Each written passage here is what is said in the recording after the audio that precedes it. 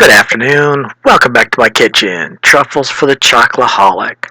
This is coming out of my kitchen, and I'm on what they call the left coast of America. That's Oregon for you people. As you can see, that this is pretty straightforward type of products, except for the Cannabutter. You really have to make that yourself. I tried this first step here with the walnuts, thinking that if I could grind them up more of a finer deal, they'd be better off for the truffles. But I realized, after going through all this effort, you'll see that it basically ground the walnuts so fine that I basically couldn't use them. I mean, they were still used, but I would suggest going forward, if you're watching this video, is not to do this. Go ahead and maybe just put them in a plastic baggie and with a meat grinder type of a deal or whatever, beat it with a meat pounder or something like that till it's kind of like broken up. That way when you make the truffles, and you'll see in other videos that I've made with truffles that I've tried different methods of using the walnuts, and I found basically just a plastic bag, beating them with a meat cleaver, breaking them up into pieces where you can actually taste them when you make them. Because this one here is just basically a lot of time, and I got nothing but walnut powder is actually what this actually turned out to be here for us. And you can see it just forever of a policy program here to do here for us. And they're tasty. Absolutely, they're tasty. Friends, family, everybody that tasted them really liked them here for us. The chocolate I got here for us is just normal. Got it at my local grocery store. Pretty straightforward as far as the chocolate goes. It did not take an awful lot to get it. These are candy bars, just Hershey candy bars. You can either use the dark chocolate, you can use the light chocolate, you can use the milk chocolate, you can use whatever you want to use here for us, because this is how it's going to all come out anyway. But it all gets melted together here for us, and you can see I'm weighing out the deal for it. Going forward is that I wouldn't even bother to weigh them. I would just crack open two of these containers. You need 16 ounces, so it's not really a weighing type deal. The bars are already weighed. I was just going through some extra steps here. Then basically decided that I'd try it, see what it actually is, how it weighs out, and realized that, hey, just wasting a lot more of my time.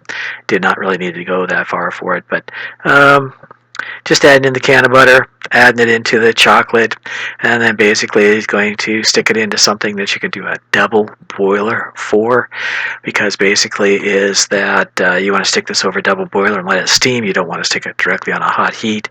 All we're doing here actually is just pretty much just melting. Going to melt the chocolate. Straightforward. Got my camera here for us. And go forward with that. That's all I'm going to be doing here. It's just basically pretty straightforward. Just got to melt it over a double boiler. You kind of have to watch it. Make sure is that you don't really overcook it. All the goal here is to just basically melt the chocolate, melt the Cannabutter, mix them together, and then there's a couple other steps involved after that for it. But it's not really a hard task. Just have to be careful. I actually, as this was being filmed, I actually got myself burned. Did not realize, where the steam was coming from. As you can see, I had to turn it so it steamed up the other side of it, not directly in front of my face. So I got to be careful. Got to be a little bit conscious of what you're doing. Once again, this is hot. We're going to be adding some real easy ingredients here to it. So far I've got the chocolate. I've got the Cannabutter. So that's pretty straightforward. And you can see after a while, it gets down to a point where it's liquid. Okay, that's just pretty straight science as far as that goes. The heat, the chocolate, it melts it down for us. We're going to be adding in a couple other ingredients. One is going to be adding just a little bit of salt, and before we do that, we'll add in just a little bit of almond flour, and of course the nuts. The almond flour, I bought a huge bag and realized I used so little of it that it's really not worth to buy a big one.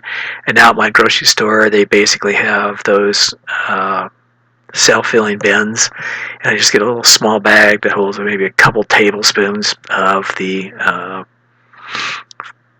flour. And you can see this is hot. It's melted. You've seen that before here for us.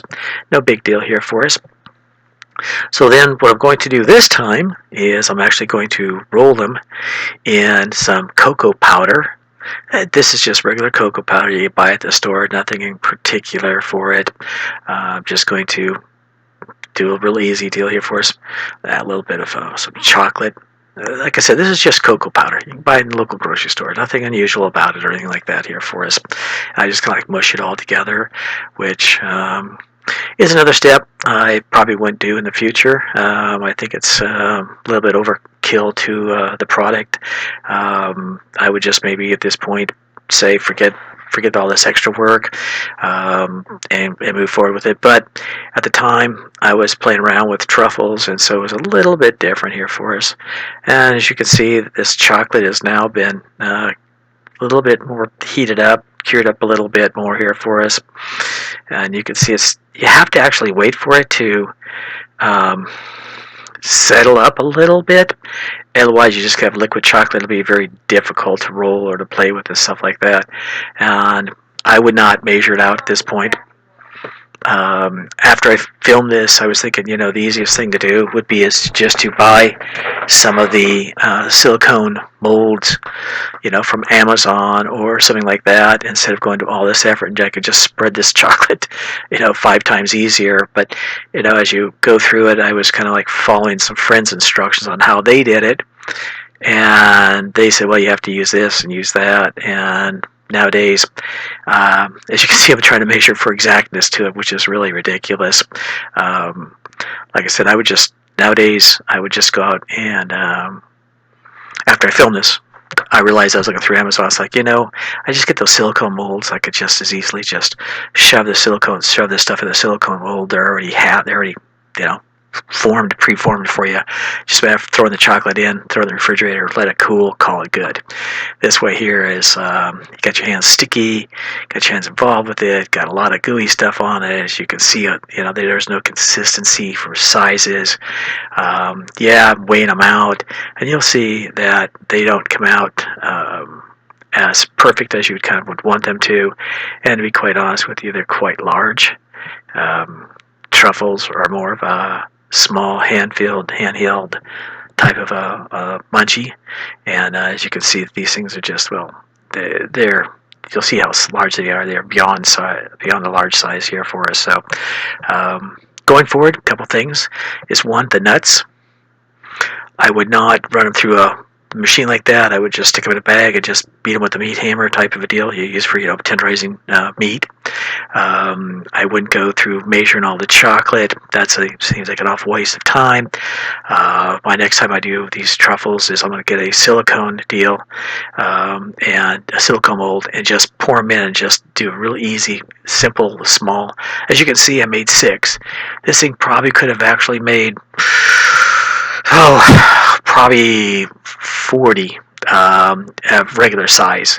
And these things here is just so large. And then just trying to pick them up and play with them, and you can see that they're gummy. They just, even when the chocolate sets, it's still, as you can see, my hands are just, they just basically, there's no resolve here for us. The warm hands in remelts the chocolate. I put it back into the cocoa powder with the nuts, and you can see, look at these things, they're golf balls. That, by the way, if you want to really know, is approximately 35 to 40 milligrams of THC. So if you're on the market and you're buying different things here for us, you can understand, in my state, you only can buy gummies, for example, 10 milligrams each, and that's more than enough for one serving. These, I split, that was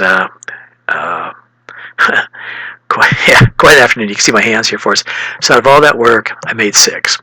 Split these things in half is going to give you 12. They should have been, at most, or at least they should have been split into quarters. But anyway, fun afternoon making them, something to learn. Hopefully you guys learned something from my deals also for them. Basically is I put them on the internet here for everybody to look at and to watch these things for us. And of course, just my producer, where we filmed it, of course, I told you that. Copyright for it.